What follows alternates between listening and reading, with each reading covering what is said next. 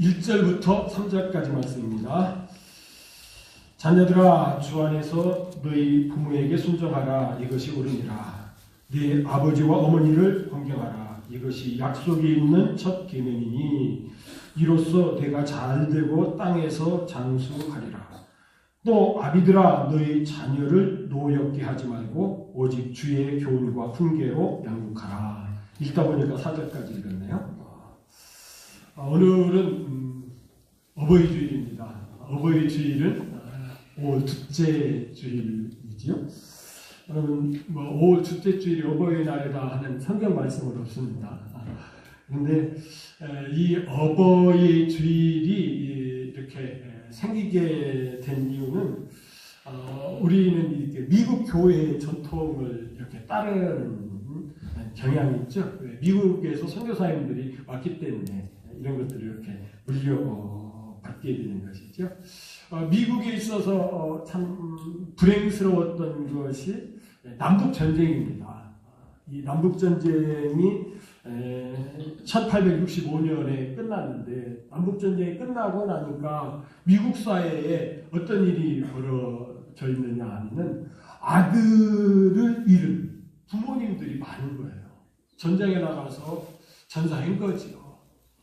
그래서 그 아들을 잃은 부모님들이 그 자녀들을 생각하면서 그렇게 살아가는 그런 모습. 또 그런 부모님들만 계신 것이 아니라 또 미망인들 있잖아요. 결혼했는데 전쟁터에 나갔다가 남편이 죽어서 미망인으로서 누구요? 어린이를, 자녀를 키워야 되는 이런 미망입니다. 그런 것을 보면서 앤느 자베스라고 하는 그 에팔레치아 산맥에 살던 그 여인이 이 전쟁이라고 하는 것은 이렇게 많은 상처를 주는구나. 그래서 이 땅에서 다시는 전쟁이 없어야 되겠다 해가지고 이 전쟁을 반대하는 이런 사회 운동을 시작을 했지요. 그러면서 그 전쟁으로 말미암아 자녀를 잃은 그런 어머니들을 위로하기 위해서 어머니 우정의 날이라고 하는 것을 1868년에 전쟁이 이렇게 끝나고 3년 후에 이렇게 만들어서 그런 분들을 위로하고 격려했지요. 그러면서 편지로 또 찾아다니면서 열심히 정부에, 교회에 이렇게 어머니 날을 만들어서 이런 분들을 우리가 위로합시다. 그러다가 이분이 1905년에 돌아가셨어요.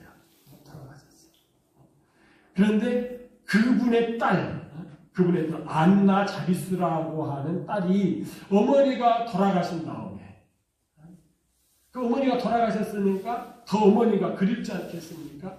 그러면서 특별히 이렇게 교회에 가면은 어머니가 더 그리운 거예요. 특별히 어머니께서 이렇게 돌아가신 그 주간에 교회에 가면은 더 어머니가 그리운 거예요. 그래서 그 어머니께서 그 5월 초에 돌아가셨는데 그게 아마 둘째 주하고 가까웠던 거예요.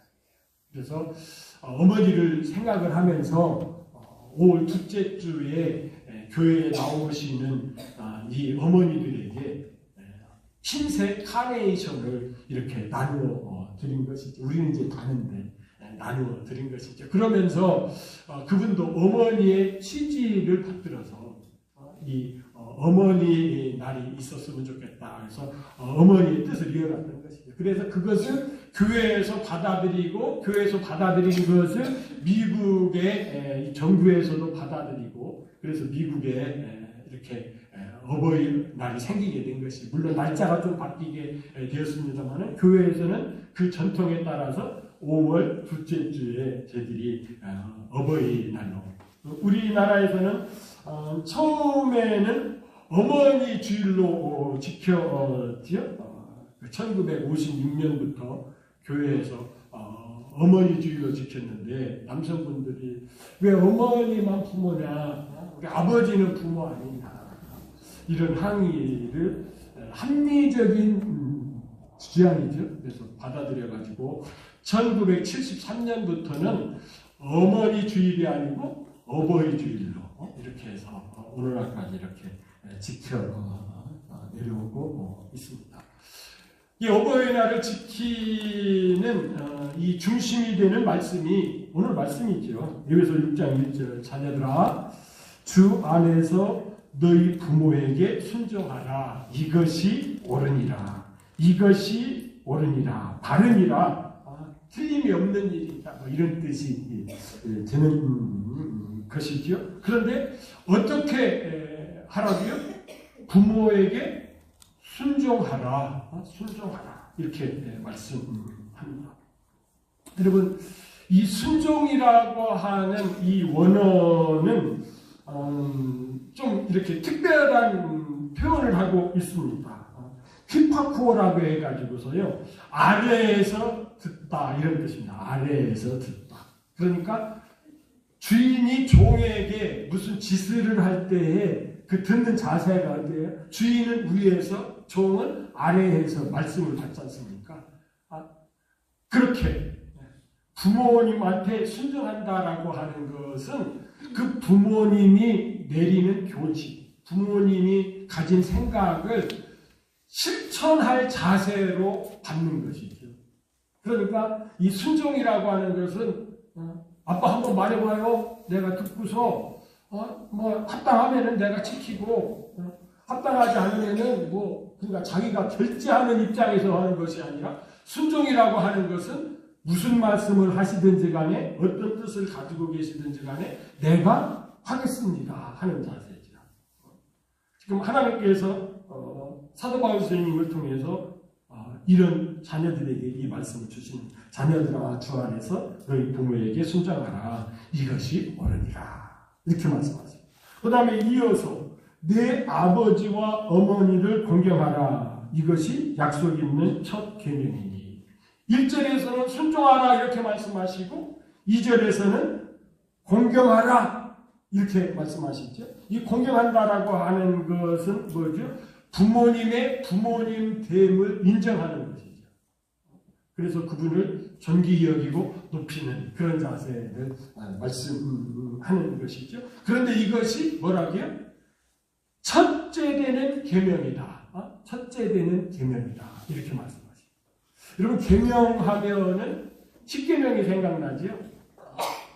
여러분 10계명 중에서 첫째 계명이 무엇입니까? 나 외에 다른 신을 내 앞에 두지 말아라 말씀하는 거예요.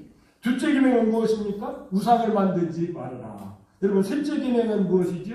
내 이름을 망령되어 있겠지 말아라. 넷째 계명은요, 안식일을 거룩히 지켜라. 그리고 다섯 번째 계명이 뭡니까?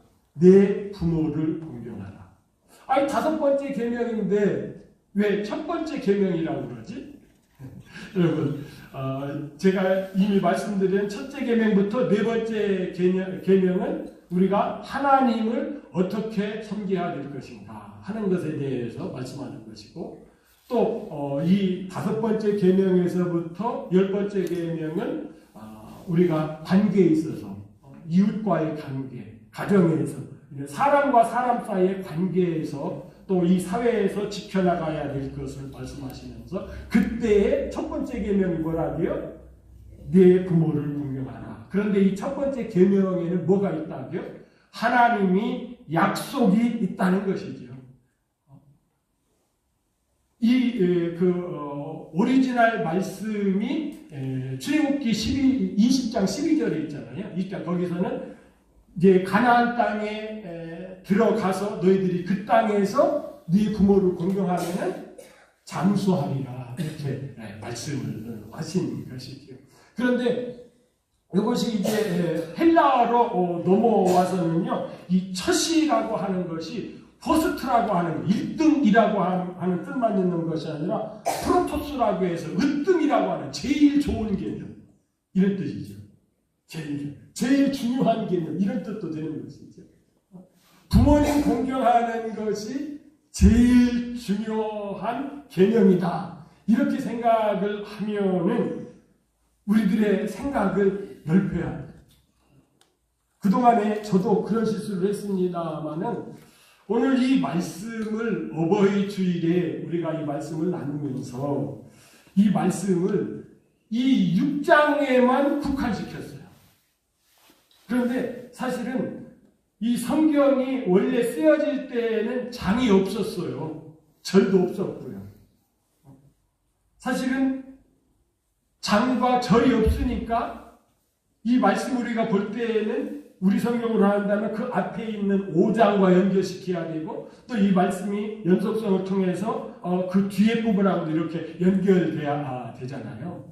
여러분 성경에 장이 생긴 것은 1227년입니다. 1227년에 캔터베리 대주교였던 스티븐 낭턴이라고 하는 이 주교가 이 라틴어 성경을 이렇게 공부하다 보니까 장이 없으니까 좀 불편하단 말이에요. 그래서 장을 이렇게 나눴고 그리고서 한 300년이 지난 다음에 1551년에 프랑스 인쇄업자 에티엔이 그 이제 인쇄술이 생겨서 이제 성경을 그동안에는 필사 이렇게 일일이 손으로 쓰다가 이제 기계로 찍어내게 되잖아요. 그러다 보니까 그것을 조판하는 데 있어서 정밀하게 해야 되니까 절을 딱 만들어서 조판하는데 어떻게 해요? 좋거든요. 그러니까 인쇄업자가 그렇게 해서 절이 생겨난 거예요. 그 전에는 장과 절이 없이 이렇게 썼던 것이죠. 그런데 장과 절이 있으니까 우리가 성경을 보는데 용이한 점도 있는데 어떤 때에는 요거 장절을 자를 때 있어서 구분을 조금 미숙하게 해서 말씀이 단절되는 경향이 있다. 그러다 보면은 이 말씀을 놓치는 그런 부분도 있는 것이죠. 대표적인 말씀이 오늘 이 말씀 같은 거. 오늘 말씀은 우리가 더 깊이 이해하려고 그러면은 그 앞에 있는 말씀과도 연결시켜야 되는 것이죠. 여러분 5장 31절에 부모라고 하는 단어가 나오고 6장 1절에 부모라고 하는 단어가 나오고 원어로 보면 똑같아요. 그런데 여러분 5장 1절에 나오는 부모님은 아버지 하나님이시고 6장 1절에 나오는 단어는 우리의 육신의 부모님이 되는 것이에요.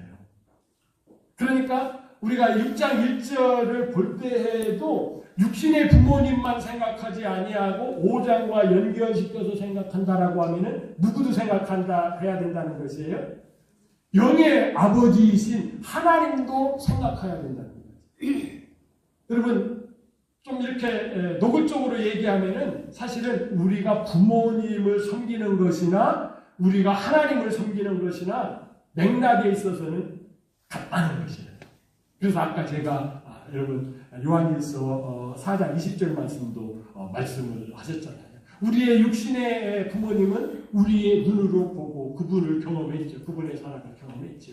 그러나 영의 아버지는 눈에는 안 보여요. 그렇지만은 육신의 아버지를 경험한 것처럼 영의 아버지도 경험해야 되고 그런 경험한 것처럼 그분도 이렇게 존경해야 되는 것과 연결이 된다라고 하는 것입니다. 그러니까 오늘 본문 말씀은 단순히 부모 잘 공경해서 너희들이 이 땅에서 오래오래 잘 살아라 요거로 끝나면은 너무너무 아쉬운 것이죠. 사실은 이 땅에서만 잘되고 장수하는 것이 아니라 우리에게는 뭐가 있습니까? 내세가 있습니다. 내세까지도 주장하시는 진정한 영의 아버지 하나님과의 연관성을 우리가 소홀히 하면은 어떤 면에서는 진정한 어버이 주일이 안 될 수가 있는 것이죠. 여기에 대부분의 분들은 이렇게 어버이 주일이 필요 없는 분도 계시죠. 왜 그렇죠? 어버이가 이미 돌아가셨기 때문에 공경하고 싶어도 못 공경해요. 그런데 제가 오늘 이 진리를 깨닫기 전에 작년에는 뭐라고 여러분들에게 말씀을 전했죠? 기억나십니까? 제가 말씀드리면 기억날 거예요. 여러분들의 부모님이 돌아가셨어도 부모님이 계시다.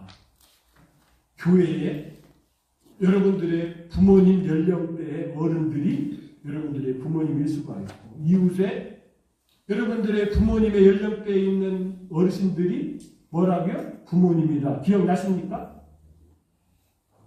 여러분들 잊어버려서 너무 좋습니다. 그 가르침은 사실은 성경적이진 않아요. 성경적이진 않죠. 성경적.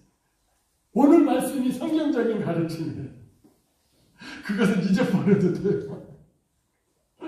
그것은 사회학적으로, 심리적으로 그렇게 우리가 해석은 할 수 있습니다만은 성경적으로는 뭐예요? 영의 아버지를 말씀하시는 것이죠. 영의 아버지.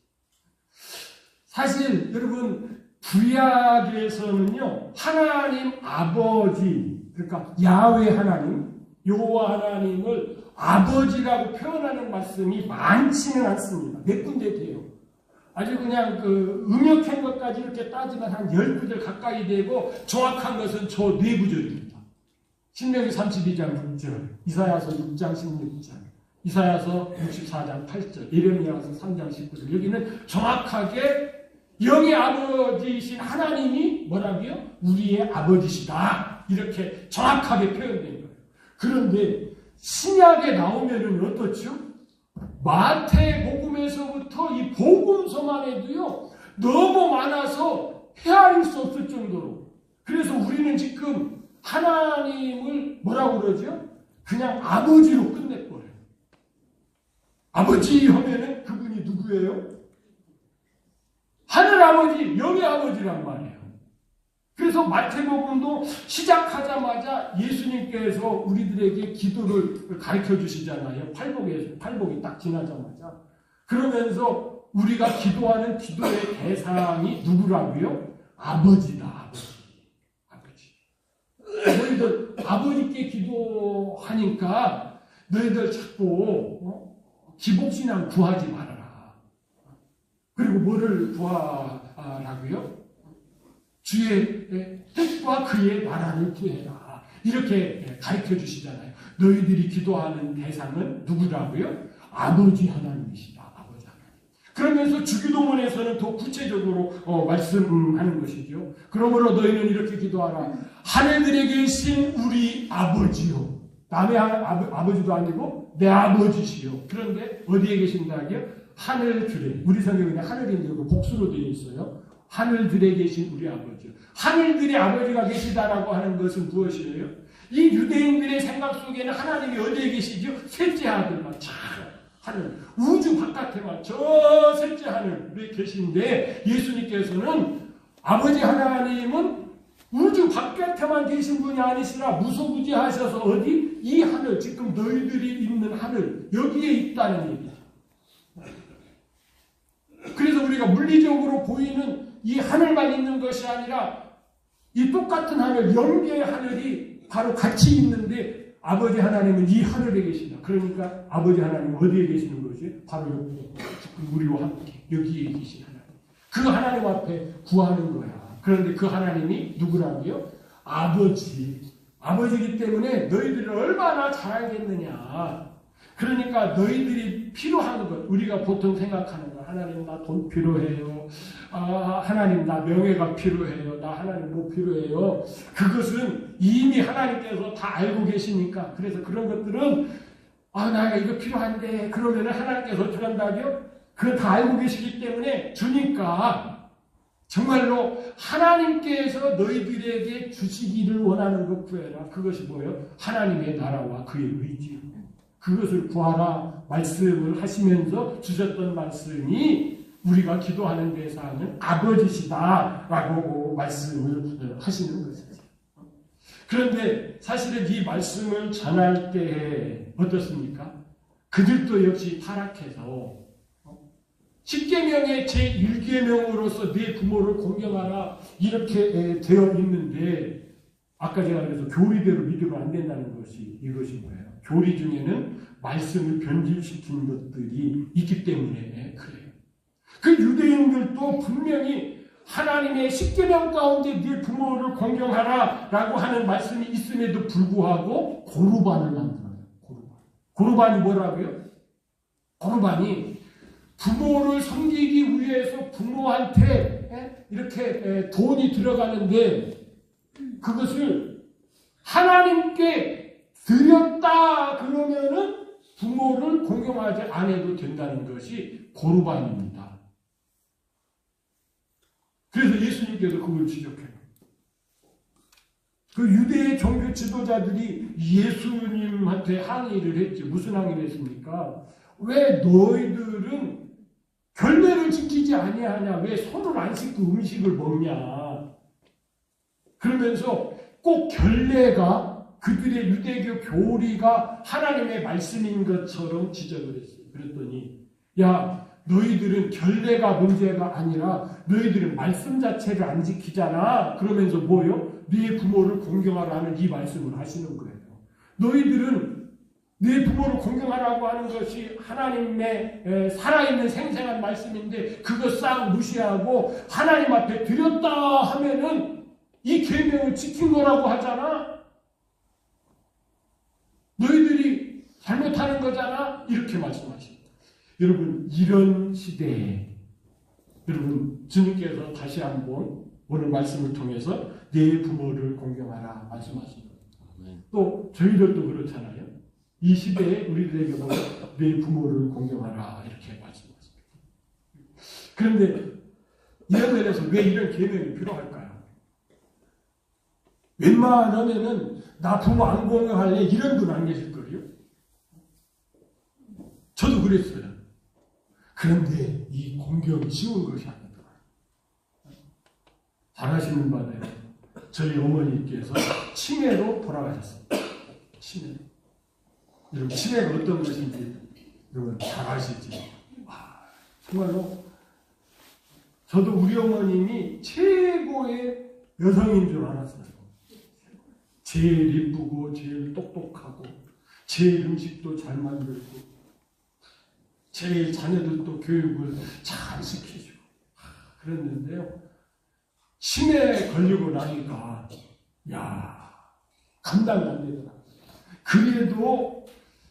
그래도 부모님한테 효도해야지. 그래서 형님이 모시고 계신 어머니를 일주일만이라도 한번 모셔보자 해가지고 저희 집에 오시라고 그랬어요.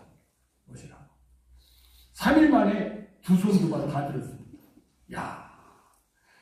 부모님 섬기는 것이 이렇게 용납이 안 되는 감정적으로 이렇게 하시던 어머님이 최고였던 어머님이 화장실을 못 찾으셔요. 이렇게 소변이 내려오신데 그럼 화장실 가면 될 거 아니야? 그런데 화장실을 못 찾으시고 눈치만 멀뚱멀뚱 이렇게 보고 그런데 아이고 우리 어머님이 치매 걸려서 그러니 아이고 얼마나 불쌍한가 이런 마음이 생기는 것이 아니라 어떤 생각이 들어요? 어머니에 대한 반감. 아이고 어머니가 이런 어머니였었는데 왜 이렇게 그런 생각이 돼요? 여러분도 아마 그럴 거리요. 다른 사람에게는 이해가 되는데 내 아버지이기 때문에 내 어머니이기 때문에 내 아들이기 때문에 내 딸이기 때문에 용납이 안 되는 거예요. 그것을 한번 경험하고서 어머니 모시고 계신 우리 형수님이다. 그러니까요. 그 다음부터는 형수님한테 제가 꼼짝을 못합니다. 그 형수님이 돌아가실 때까지 저희 어머니 왜 이렇게 또 치매 걸리신 분들은 그렇게 하시는지 모르겠어요. 자기가 관리 안 되면은 어떻게 해요? 그냥 이렇게 똥 이렇게 했으면은 야야 똥 쌌다 치워라 그러면 될 텐데 그것을 꼭 어디에다 감춰놓는 거야. 그래서 분명히 냄새 얘기는 나는데 어디에 있나 찾아도 못 찾아. 어디다 그렇게 꽁꽁 숨겨놨는지. 그런데 그게 뭐라고요? 치매 걸린 사람들이 본인이 싼 똥은 내가 치운다 하고서 치운 거래요. 근데 이게 치운 것이 아니라 못 치우도록 한 거예요. 그러다가 어떡하다가 막 뒤지고 그래서 찾아보면은 막 차 농 속에 막 박혀있고. 여러분 그런 얘기를 우리 형수님이 하겠어요? 안 하겠어요? 하지. 그러니까 제가 알지. 그런데 제가 그런 얘기해도 꼼짝 못하고 듣습니다. 요즘도 형수님 만나면은 꼭 그런 얘기, 스토리 몇 개는 얘기를 합니다. 그래도 제가 꼼짝 없이 그가 듣습니다. 듣기는 쉽지만 왜 그래요? 그분은 어머니를 모신 분이시라. 왜 지금도요? 그렇습니다. 그 어머니 모시는 권사님들, 어머니 모신 집사님들, 이런 분들한테는 제가 꼼짝 못합니다. 그분이 딱 얘기를 하면은 제가 예, 그렇게 합니다. 왜요? 이분들은 너무너무 훌륭하신 분들이에요. 부모님 모신 분들, 너무나도 훌륭한 분들. 뭐 이런 분들이 주책을 좀 떨어도 저는 주책 핀다고 하지 않습니다. 어머니 모시는 분들, 나이 드신 부모님 모시는 분들은 저럴 수 있어. 저래야 돼. 그걸 받아들입니다. 그것만큼 뭐가요? 참 이거 부모님 모시고 효도하는 것이 힘들다. 왜요? 우리는 주인이기 때문에. 나 중심적이기 때문에. 그런데 이것이 무엇까지 연결된다고요? 하나님 섬기는 것과 연결된다라고 하는 것이 오늘 말씀의 핵심인 것을 우리는 놓쳐서는 안 될 줄 믿습니다. 아멘. 그래서 오늘 이 말씀을 통해서 우리가 영의 아버지 섬기는 것과 쭉 연결되고 그 내용은 제가 평소에 여러분들에게 말씀을 드렸던 것과 연결이 됩니다. 여러분 우리의 영의 아버지는 벌써 마음에 정하신 것이 딱 있어요. 여러분 창세기 2장 24절에 뭐라고 되어 있어요? 남자가 부모를 떠나 그의 아내와 합하여 한 몸을 이루게 내가 꼭 하겠다. 그러니까 하나님은 그의 남자 누구요? 아담이 신약에 와서는 누구라고요? 예수 그리스도를 결혼시키는 것이 하나님 아버지가 창세 전부터 딱 정하고 계신 것이요. 그런데 그 대상이 누구라고요? 신부인 교회. 그런데 그 신부가 누구예요? 우리가 신부잖아요. 여러분 하나님의 뜻은 바뀌지 않아요. 왜요? 그게 하나님이시니까. 그런데 우리는 어때요? 생각이 늘 바뀌어, 집이 바뀌어. 우리 집사람이 요즘도 저 놀리는 것이 그것이죠. 내가 우리 집사람과 같이 이렇게 있을 때, 여기에서도 좀 살고 싶다, 저기에서도 살고 싶다, 그런 얘기 않겠습니까? 옛날에는 저기 공주 밑에 거기가 아주 조용하고 좋더라고요. 그래서, 은퇴한다면 여기 와서 살았으면 좋겠다. 그랬는데 요즘 가보니까, 거기 쭈그레 하더라고요. 그래가지고, 저쪽 또 어디 여기가 좋을 것 같다. 당신 또 마음 바꿔버려. 이러잖아요. 그런데 하나님은 안 바뀌어. 왜? 이것이 성취될 때까지. 여러분요, 저 말씀은 아직도 바뀌지 않았습니다.